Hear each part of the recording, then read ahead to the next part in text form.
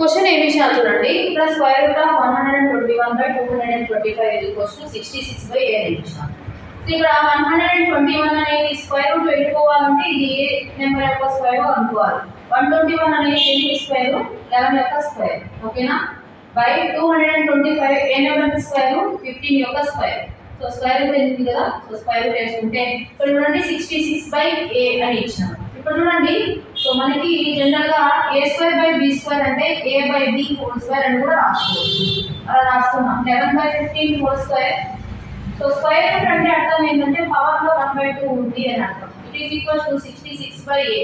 ఇక్కడ 2 కి 2 కి క్యాన్సిల్ అవుతుంది, ఎందుకంటే 2 × 1/2 అన్నమాట.